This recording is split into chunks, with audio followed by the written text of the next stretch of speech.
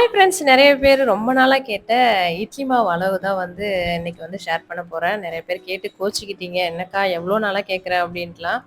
இன்னைக்கு ரொம்ப நாள் ஆச்சு எடுத்து. ஆனா வாய்ஸ் ஓவர் குடுக்க தான் டைம் இல்ல. இன்னைக்கு பார்த்தீங்கன்னா, நான் எப்படி செய்வேன், அளவுகளோட செய்வேன் அப்படின்றத இன்னைக்கு பார்க்கலாம். அரிசி பார்த்தீங்கன்னா, ரேஷன் அரிசியில தான் எல்லாமே பச்சரிசியா இருக்கட்டும், புழுங்கல் அரிசி 2மே ரேஷன் அரிசியில தான் செய்வேன். இந்த ரேஷன் அரிசியில பார்த்தீங்கன்னா, இந்த படி பார்த்தீங்கன்னா, எவ்ளோ அளவுன்னு சொல்றேன். 3/4 கிலோ அந்த படி அதனால நான் எப்பவுமே ஒரு 5 படி போடுவேன்.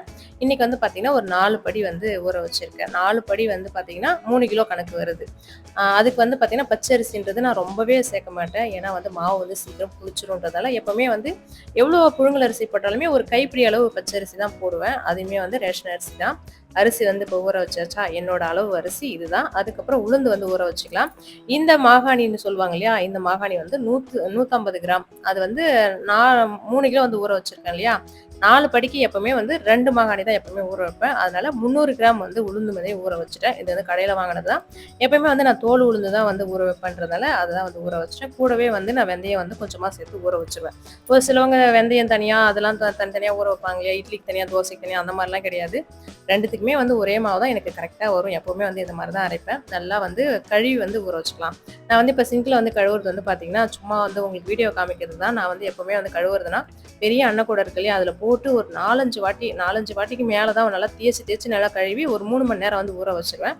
அதுக்கப்புறம் 3 மணி நேரம் ஊறினாலே போதுமானது. அதுக்கப்புறம் பார்த்தீங்கன்னா, எப்பவும் போல் நார்மலாக மாவு அரைப்போம் இல்லையா, அந்த மாதிரி அரைச்சிக்க வேண்டியது தான். அரிசி பார்த்தீங்கன்னா, ரொம்ப 100% அரைக்கக்கூடாது. ஒரு 80% அரைச்சா மட்டும் போதும். மீதி கொஞ்சமாக நொய் விட்ட மாதிரி அரைக்கணும்னு சொல்லுவாங்க இல்லையா, அந்த மாதிரி அரைச்சிருவேன். ஏன்னா அப்போ தான் இட்லி மெழுகு மாதிரி இருக்காம நல்லா உடைச்சா மெது மெதுன்னு இருக்கு இல்லையா, அந்த மாதிரி எப்பவுமே வரும். இப்போ நல்லா உளுந்து அரிசி நல்லா அரைச்சி எடுத்தாச்சு. கரைக்கிறதுலையுமே மாவு கரெக்டாக வர்றதுலையுமே இருக்குது. அந்த மாதிரி கரைக்கிறது பார்த்தீங்கன்னா, கீழே இருக்கிற மாவு மேலே வரணும். அந்த மாதிரி கீழே இருந்து மாவு நல்லா மேலே எடுத்து நல்லா கரைச்சி வைக்கணும். அப்போ தான் அந்த காற்றுலாம் உள்ளே போயிட்டு மாவு நல்லா உப்பி வரும். நல்லாவே மாவு இட்லி உப்பி வரும். மாவுமே நல்லா இருக்குன்றதால அந்த மாதிரி நல்லா கலந்துட்டு, அதுக்கப்புறம் மறுநாள் காலையில் இட்லி ஊற்றி எடுத்தீங்கன்னா இப்படி தான் இருக்கும் இட்லி.